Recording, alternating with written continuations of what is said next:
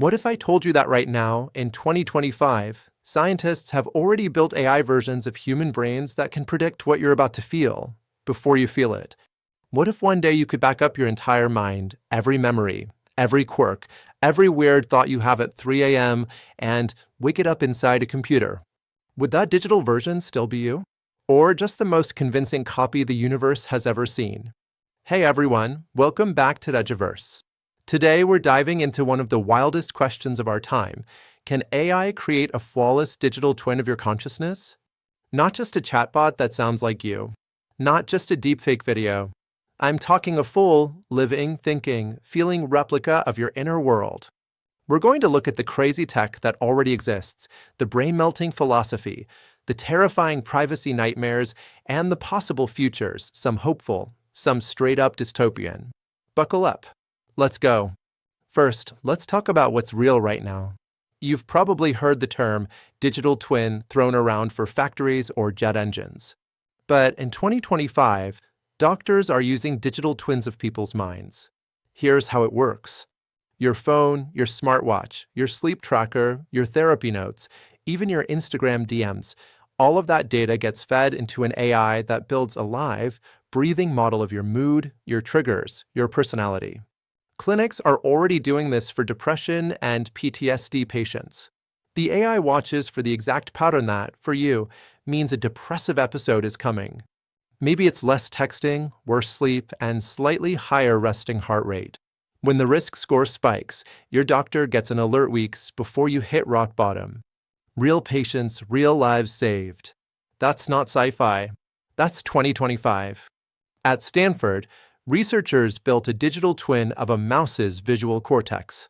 They showed it thousands of hours of video, recorded what every neuron did, then asked the AI, okay, predict what these 10,000 neurons will do when the mouse sees a brand new video it's never seen before. And it nailed it. Not just close, sometimes better than biology itself. Another study took interview footage from 2,000 people and trained AI to rebuild their personalities. Result? About 85% accuracy on the big 5 traits: how open, conscientious, neurotic you are, etc. 85% is wild when you think about it. That's your mom would probably be fooled in a text chat territory.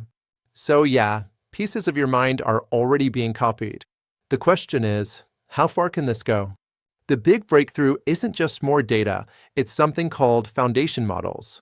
Think ChatGPT on steroids, but trained on brain signals, wearables, diaries, everything. These models don't just memorize, they generalize. They can take what they learned from millions of brains and then zoom in on you. Add data assimilation, and suddenly you have a real-time digital shadow that evolves as you evolve. Combine that with multimodal integration, heart rate plus voice stress plus phone usage plus what you just typed in your journal, and the picture gets scarily complete. We're not talking about a static snapshot. We're talking about a living simulation that breathes when you breathe. Today, we delve into the profound philosophical and ethical questions surrounding digital consciousness and the concept of AI twins. The core of this discussion begins with a fundamental question: what exactly is consciousness?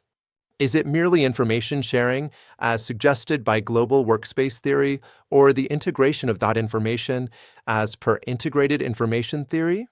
Or is there a unique, almost magical spark that only biological life can produce, something beyond mere computation? The brutal truth is, even if an AI perfectly mimics human behavior, laughing, crying, remembering, we might never truly know if it feels anything. This is the critical distinction between functional replication, where an AI acts conscious, and phenomenal replication, where it genuinely experiences things like the color red. These subjective experiences are called qualia, and we currently have no objective way to measure them, even in other humans.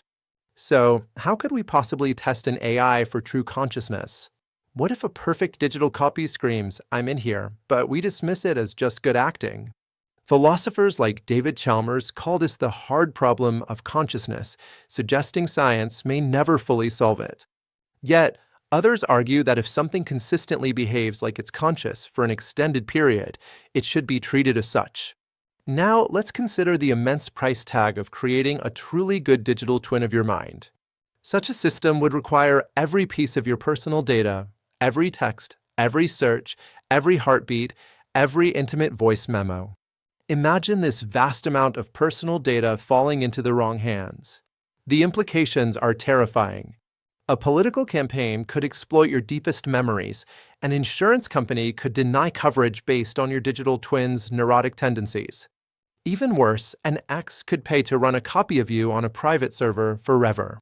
Once created, this model can be copied infinitely. You wouldn't just be selling your data, you'd be selling infinite versions of your very essence. Now, let's confront the identity nightmare. Suppose we achieve a perfect digital copy of you.